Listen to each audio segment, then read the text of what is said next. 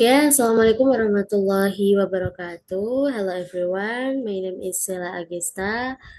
I am from class 5G. Today, I'm going to talk about morphosyntax.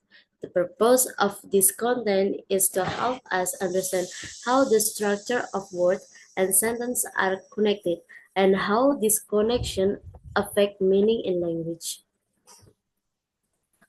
Okay, the first one is definition.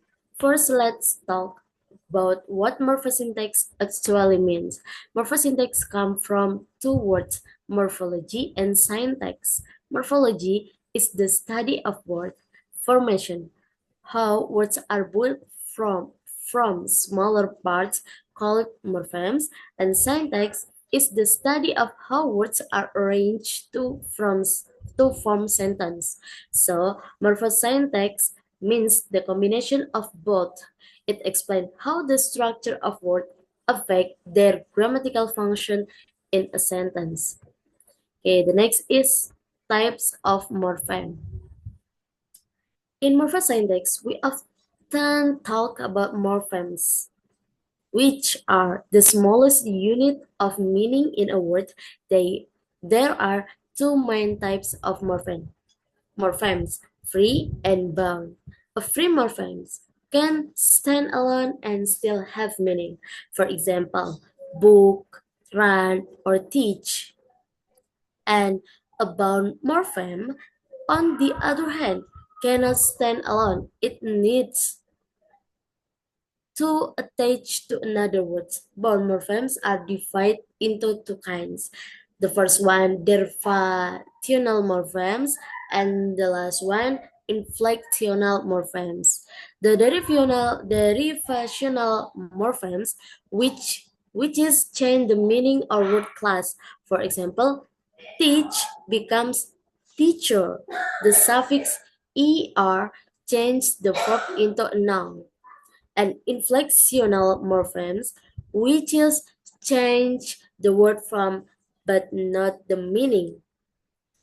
For example, tall becomes tall kid to show past tense. Okay. And the next example, an explanation. Now let's look at one example to understand morphosyntax in the context. The sentence is the teacher explained the lesson clearly. In sentence, the word teacher comes from teach plus er.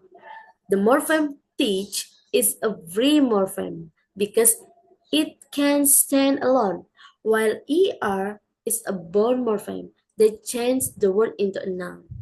Then we have explains, which come from explain plus s.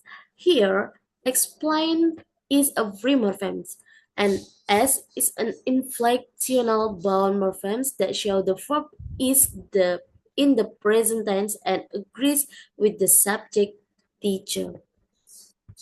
The word lesson is a free morpheme. It stands alone with meaning and clearly comes from clear plus ly, where ly is a derivational bound morpheme that turns an adjective into an adverb. So, from this one sentence, we can see how morphology or word formation and syntax sentence structure work together to create grammatical meaning. That's morphosyntax in action. In the conclusion or the importance, understanding morphosyntax is very important, especially for language learners and teachers. It helps us see how small change in the word forms can affect sentence meaning and grammar. In short, morphology helps us know how words are built, while syntax show how they function in a sentence, and morphosyntax connects both. So we can say that morphosyntax is the key to understanding how words and grammar work together in create meaning. Okay, thank you for listening.